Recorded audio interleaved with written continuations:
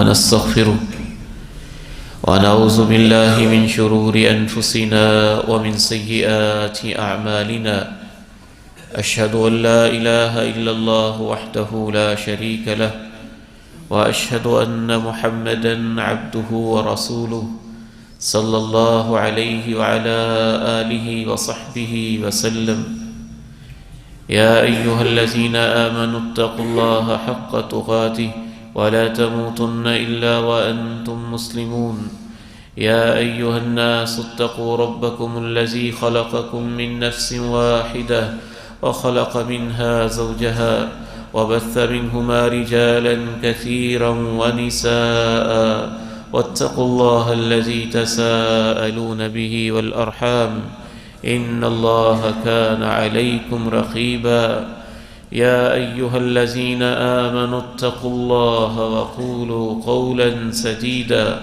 يصلح لكم أعمالكم ويغفر لكم ذنوبكم ومن يطع الله ورسوله فقد فاز فوزا عظيما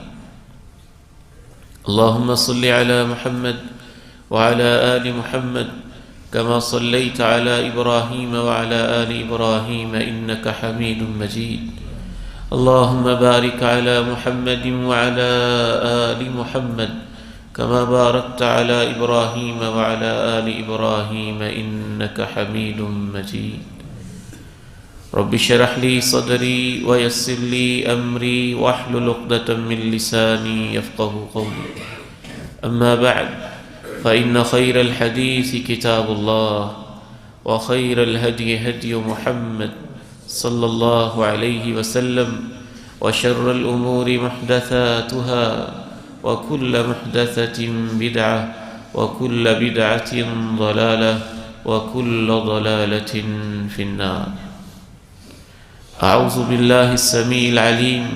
من الشيطان الرجيم من همزه ونفخه ونفثه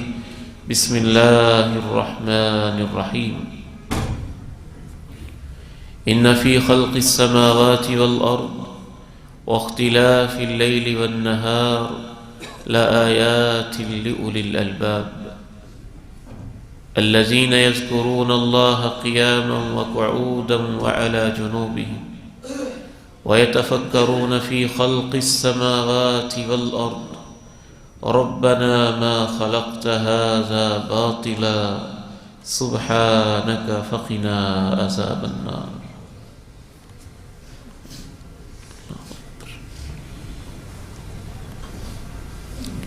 یقیناً زمینوں اور آسمانوں کی تخلیق میں دن رات کے آنے جانے میں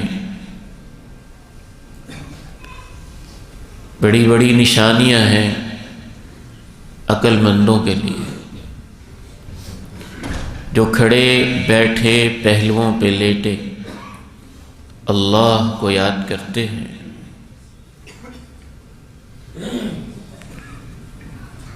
زمین و آسمان کی تخلیق میں غور و فکر بھی کرتے ہیں اور پھر پکار اٹھتے ہیں اے ہمارے رب تو نے یہ سب کچھ بے مقصد تو نہیں بنایا ہے تو بڑی پاک ہستی ہے لہذا ہمیں جہنم کے عذاب سے محفوظ فرما رسول اللہ صلی اللہ علیہ وسلم ارشاد فرماتے ہیں کہ جہنم نے اللہ کے حضور شکایت پیش کی درخواست پیش کی یا رب اکل بعضی بعضا اے اللہ میرے اندر جو آگ بھڑکائی گئی ہے یہ اتنی شدید ہے کہ یہ آگ کا کچھ حصہ میرے دوسرے حصوں کو کھائے جا رہا ہے دیگر احادیث اور آیات کو ملانے سے یہ معلوم ہوتا ہے کہ جہنم ایک ایسی مخلوق ہے اس میں اللہ نے احساس رکھا ہے شعور رکھا ہے وہ بولتی بھی ہے شکوہ بھی کرتی ہے دھاڑتی بھی ہے چنگاڑتی بھی ہے اور مجرموں کے اوپر غصہ بھی کرتی ہے اور دلوں کے اوپر چڑھتی بھی ہے۔ اس حدیث سے یہ معلوم ہوا کہ جہنم کی گرمی اور حدت اس قدر زیادہ تھی کہ اس نے اللہ سے یہ درخواست کی کہ اللہ میرے کچھ حصوں کو کھائے جا رہے ہیں، میں تیری مخلوق ہوں، گویا کہ میری اپنی آگ میری برداشت سے باہر ہو رہی ہے۔ اللہ رب العزت نے ارشاد فرمایا آج کے بعد تجھے اجازت ہے کہ تو 2 سانس لے سکتی ہے۔ رسول اللہ صلی اللہ علیہ وسلم ارشاد فرماتے ہیں صحیح بخاری میں، فَهُوَ أَشَدُّ مَا تَجِدُونَ مِنَ الْحَرِّ، ایک سانس جب وہ لیتی ہے تو اللہ کی طرف سے یہ سبب ہوتا ہے گرمیوں کا، اور ایک سانس وہ لیتی ہے یہ بھی ایک سبب ہوتا ہے سردی کا۔ آپ نے فرمایا فَهُوَ أَشَدُّ مَا تَجِدُونَ مِنَ الْحَرِّ، سخت ترین گرمی بھی اس سبب سے ہے اور سخت ترین سردی بھی اس سبب سے ہے۔ گرمی اور سردی کی ظاہری وجوہات بھی ہیں جو اللہ نے بنائی ہوئی ہیں، سورج اس کا ٹمپریچر، زمین اس کی گردش، گلیشیئرز ان کا پگھلنا، ان کا جمنا، یہ سب ظاہری وجوہات ہیں۔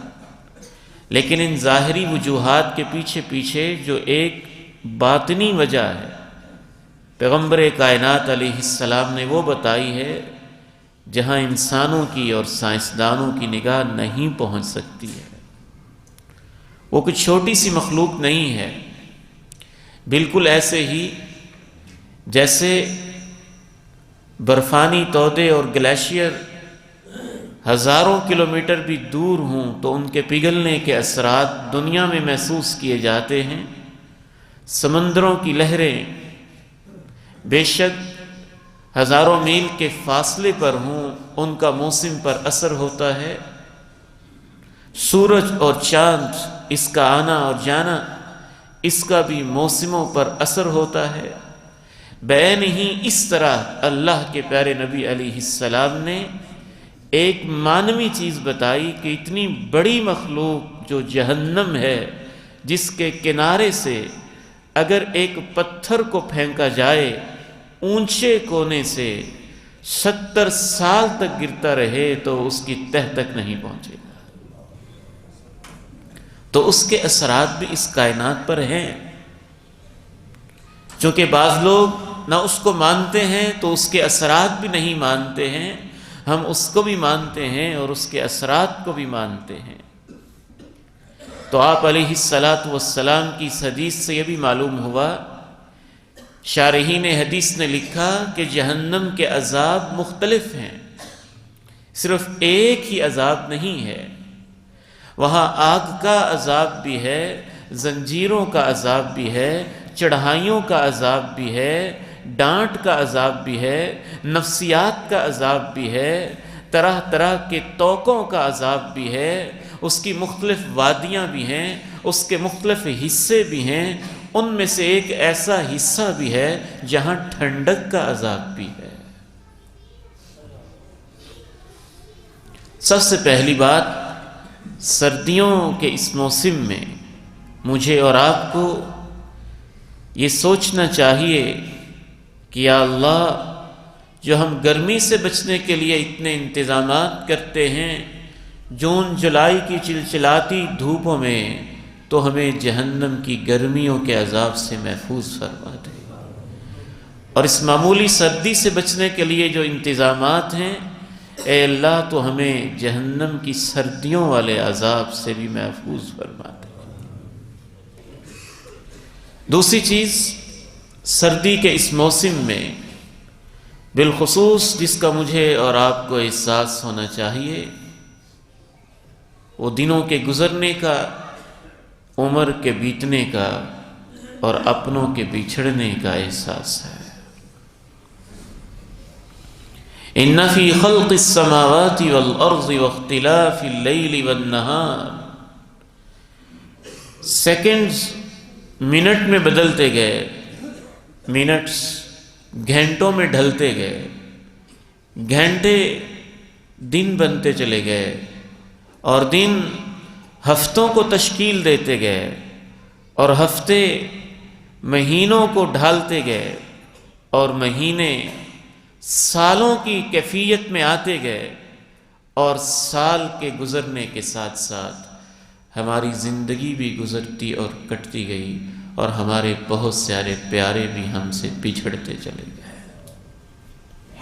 بالخصوص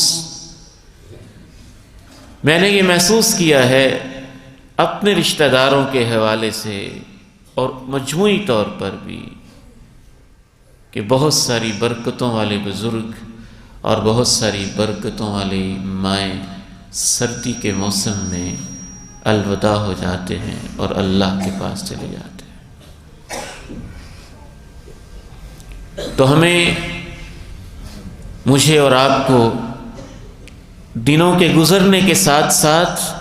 اپنی زندگی کا گزرنا بھی یاد رہنا چاہیے۔ تیسری بات، سردی کے اس موسم میں سلف صالحین خاص کچھ اعمال کرتے تھے، بلکہ بعض سلف صالحین سے یہ منقول ہے کہ وہ سردی کو ویلکم کہتے تھے، مرحبا کہتے تھے، مرحبا بالشتاء، تیرا آنا مبارک ہو۔ کیوں مبارک ہو؟ وہ دو وجہ بیان کرتے تھے، طال لیلہ وقصر نہارہ، تیری راتیں بڑی لمبی ہوتی ہیں، رب سے باتوں کا موقع ملتا ہے، تیرے دن چھوٹے ہوتے ہیں، روزوں کی فرصت ملتی ہے۔ تو تیسرا کام بالخصوص یہ تصور بنا لینا کہ سردی کے موسم میں ہم نے کچھ خاص نیکی کے کام کرنے ہیں، اسے اپنے لیے موسم بہار بنانا ہے۔ بالخصوص ان نیکی کے کاموں میں سے وضو کا اہتمام کرنا ہے۔ وضو تو ہر موسم میں ہی عبادت ہے، ہر وقت ہی عبادت ہے، لیکن بالخصوص رسول اللہ صلی اللہ علیہ وسلم نے ارشاد فرمایا، اولا ادلکم علی ما یمحو اللہ بہ الخطایا ویرفع بہ الدرجات، کیا میں تمہیں ایسے اعمال نہ بتاؤں جن سے اللہ نیکیوں کو،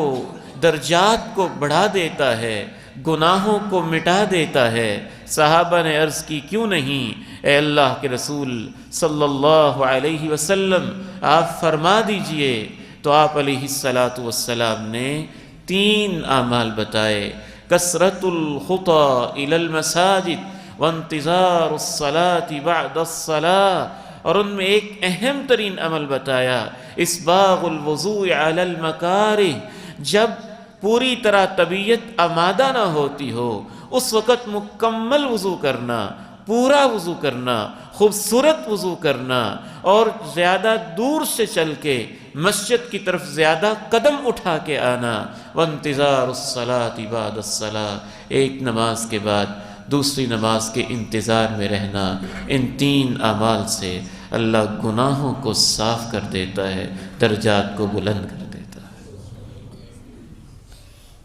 سردی کے موسم میں وضو میں کوتاہی نہ کی جائے، سستی نہ کی جائے، غفلت نہ کی جائے،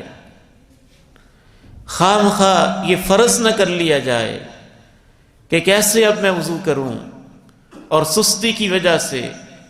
کہیں کوہنیاں خشک رہ جائیں، کہیں ایڑیاں خشک رہ جائیں،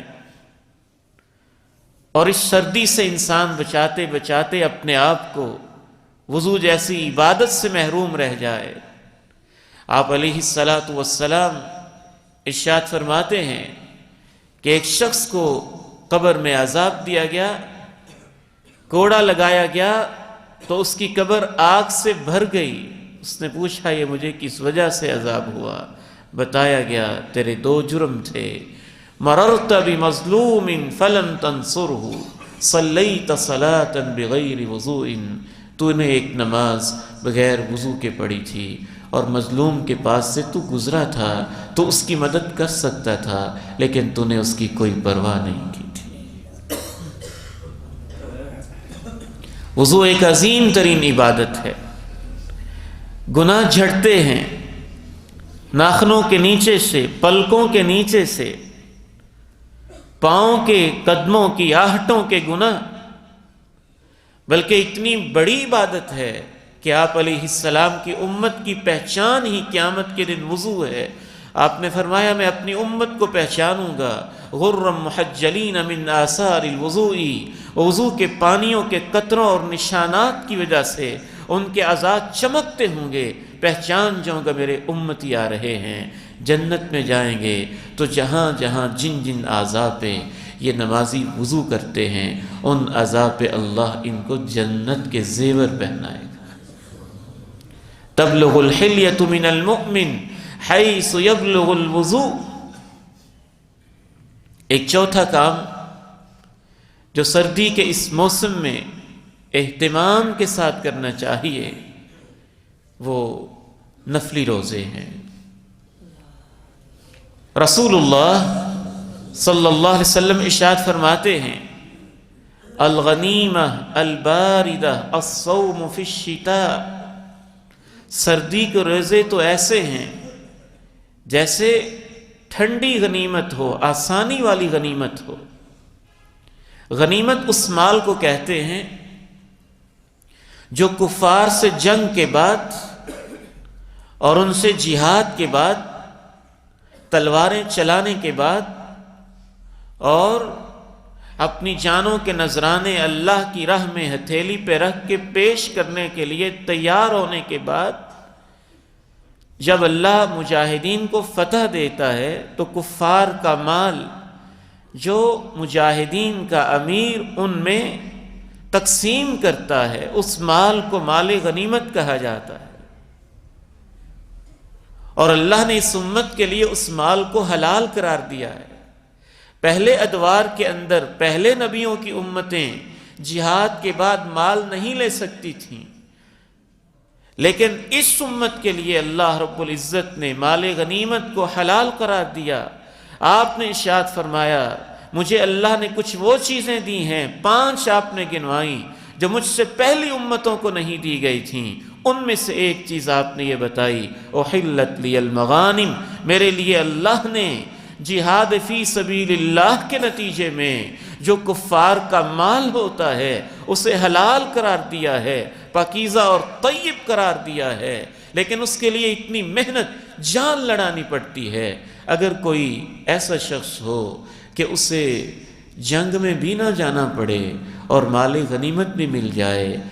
اسے اپنی جان کے لالے بھی نہ پڑے ہوں اور مال غنیمت بھی حاصل ہو جائے، تو اسے الغنیمہ الباردہ کہتے ہیں، آرام سے مال غنیمت مل گیا۔ آپ علیہ السلام ارشاد فرماتے ہیں سردیوں کے روزے تو اس غنیمت کی طرح ہے۔ چند گھنٹوں کا دن، نہ شدت کی پیاس، نہ چلچلاتی دھوپ،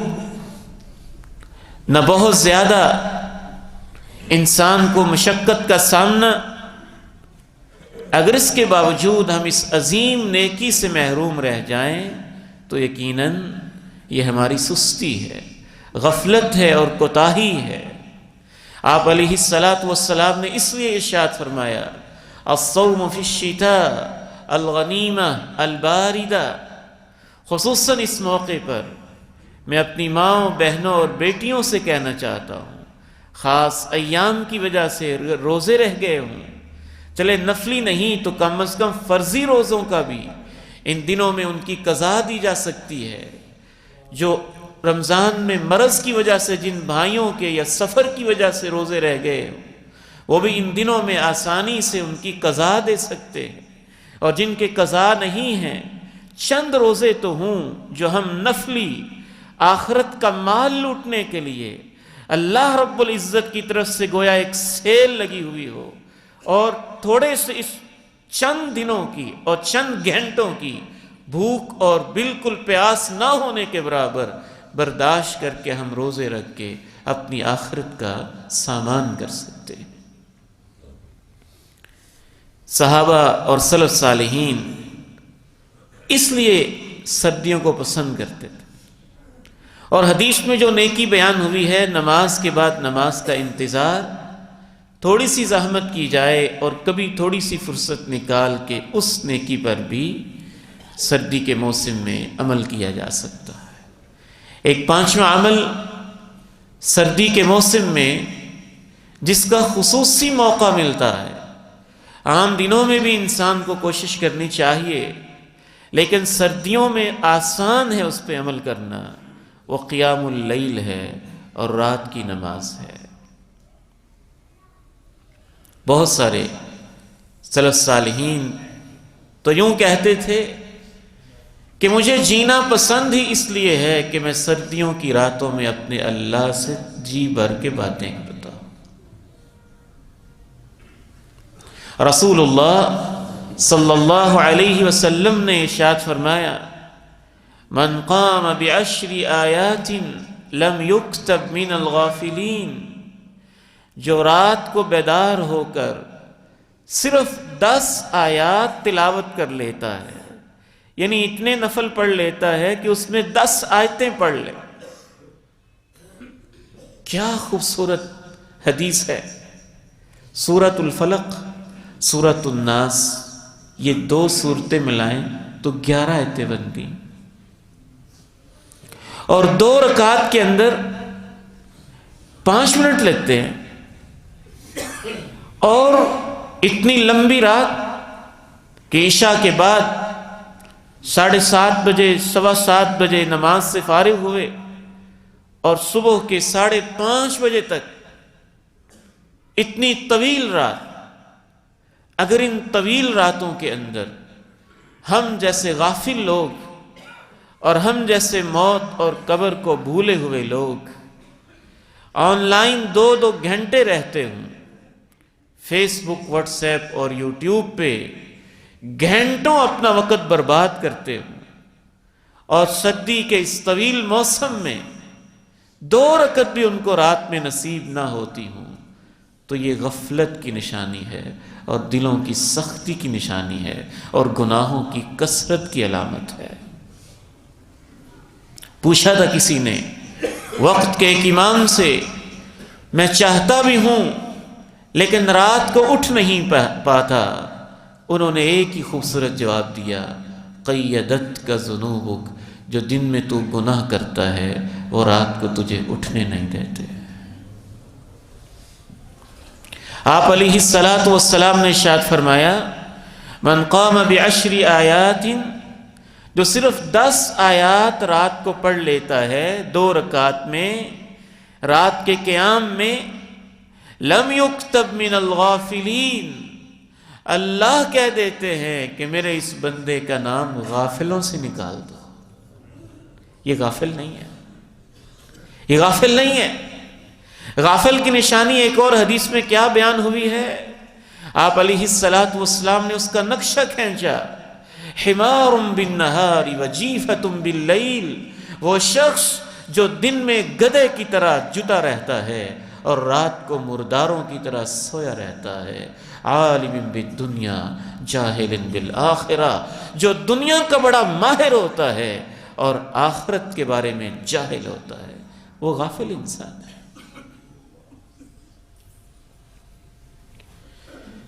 تو آپ علیہ السلام نے ارشاد فرمایا، جو 10 آیات قیام میں پڑھ لیتا ہے اسے غافلوں میں نہیں لکھا جاتا، اور جو 100 آیات پڑھ لیتا ہے، آخری پاؤ میں سے آخری صورتیں پڑھی جائیں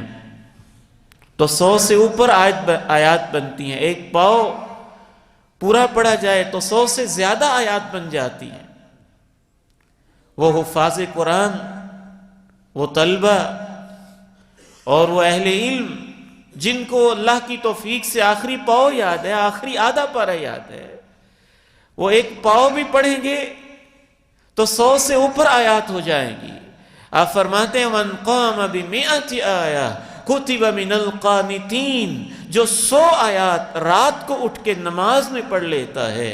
اللہ کہتے ہیں اس کا نام لکھ دو، یہ تو بڑا عاجزی والا، میری باتیں ماننے والا، میری عبادت کرنے والا، میرا فرما بردار بنتا ہے۔ اللہ خاص قانتین کی لسٹ میں نام لکھوا دیں، اور کیا چاہیے۔ آپ ارشاد فرماتے ہیں وَمَنْ قَامَ بِأَلْفِ آیَةٍ، اور جو 1000 آیات رات کے قیام میں تلاوت کر لیتا ہے، کتب من المقنطرین، اس کا نام لکھ دیا جاتا ہے کہ اس نے تو خزانے ہی جمع کر لیے۔ ایک آخری بات عرض کر کے میں اجازت چاہتا ہوں۔ چھٹا اور آخری اہم کام جو سردیوں کی راتوں میں کرنا چاہیے اور اس کا اہتمام ہونا چاہیے، ٹھٹھرتی ہوئی سردیاں، ان میں راتیں گزارنا فقراء اور مساکین کے لیے بہت مشکل ہوتا ہے۔ غریب لوگوں سے پوچھا گیا تمہیں سردیاں اچھی لگتی ہیں کہ گرمیاں؟ تو بہت سارے غریبوں کا جواب یہ تھا گرمیاں اس لیے اچھی لگتی ہیں کہ باہر بھی سو جاتے ہیں، برداشت بھی کر لیتے ہیں، تن بدن پہ کپڑا نہ بھی ہو تو گزارا کر لیتے ہیں، اور مزدوریاں بھی طویل کر لیتے ہیں، کمائیاں بھی کر لیتے ہیں، اور سردی کی راتوں میں برداشت نہیں ہوتی، اور کپڑے خریدنے بھی بعض دفعہ برداشت سے باہر ہوتے ہیں۔ ہمیں شاید اندازہ نہ ہو، لیکن غربت کیا ہے، فقر و فاقہ اور مسکنت کیا ہے، اور حالات کا بدلنا کیا ہے، ہمیں تب اندازہ ہوا جب گزشتہ دنوں ہم بارش متاثرہ اور سیلاب متاثرہ علاقے میں پہنچے۔ پورا خاندان بغیر کسی چھت کے اور بغیر کسی سائبان کے اپنے معصوم بچوں اور نونہالوں کے ساتھ باہر بیٹھے ہوئے ہیں۔ اب سردی کے موسم میں اپنے محلے میں، اپنے رشتہ داروں میں، اپنے قریبیوں میں اور ایسے علاقوں میں جہاں ضرورت ہے، ان احباب کے لیے لباس کا صدقہ و خیرات کرنا یا اس مد میں کوئی حصہ ڈال دینا، یہ بھی خیر کا کام ہے، برکت کا کام ہے۔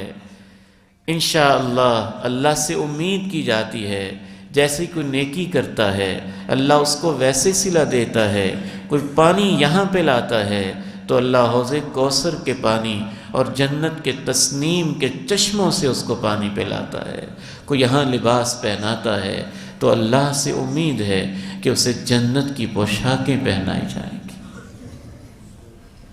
ایک اور اہم بات وہ بھی میں کرنا ضروری سمجھتا ہوں،